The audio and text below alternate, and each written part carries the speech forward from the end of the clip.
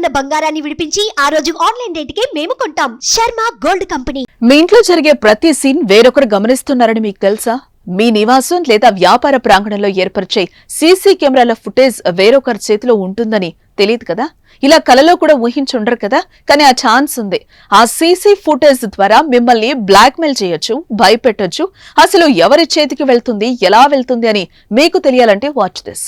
జగన్ ఆదేశిస్తే చంద్రబాబు పవన్ కళ్యాణ్లను గంటలో లేపేస్తా అని మాట్లాడిన వైసీపీ సానుభూతిపరుడు బోరగడ్డ అనిల్ విషయంలో ఇప్పుడు ఏం జరుగుతుందో చూస్తున్నాం. కేసులు నమోదై జైలు శిక్ష అనుభవిస్తున్నాడు. అయితే ఇటీవల బోరగడ్డ కారణంగా కొందరి పోలీసులు ఉద్యోగాలు పోయాయి. హోటల్లో బిర్యానీకి తీసుకెళ్లి సీసీ ఫుటేజ్ లో అడ్డంగా దొరికిపోయారు. 7 సస్పెండ్ అయ్యారు. అలాగే స్టేషన్ లో దిండు పడక వేశారని సీఐపై వేటు పడింది.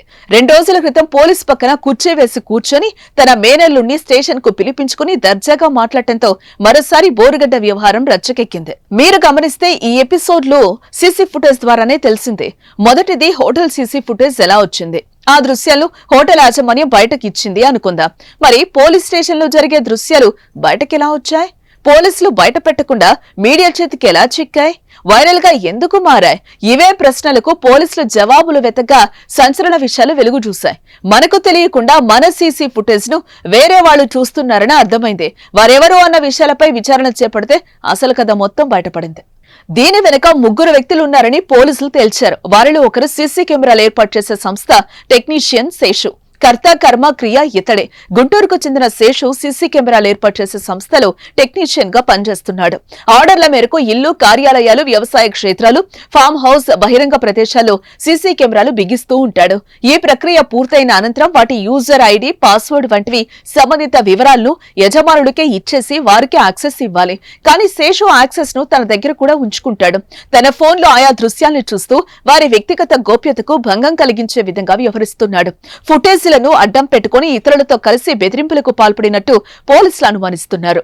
బోరగడ్డ సీసీ ఫుటేజ్ కూడా బయటపెట్టింది శేషునే. అరండల్పేట పోలీస్ స్టేషన్ లో గతంలో సీసీ కెమెరాలు ఏర్పాటు చేసిన శేషు ఆ దృశ్యాల యాక్సెస్ ను తన వద్ద పెట్టుకున్నట్లుగా తేలింది. అలా స్టేషన్ లో బోరగడ్డకు జరిగిన దృశ్యాలను చూసి వాటిని వంశీ, అరుణ్ అనే మరో ఇద్దరికి చేరవేయడంతో వారు బయటకు విడుదల చేశారు.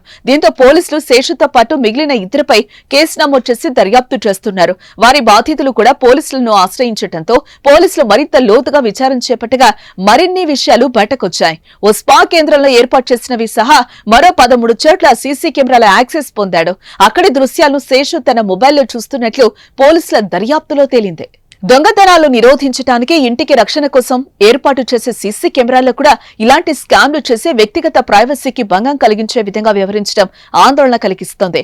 ఎందుకైనా మంచివి ఒకసారి మీవి కూడా చెక్ చేసుకోండి.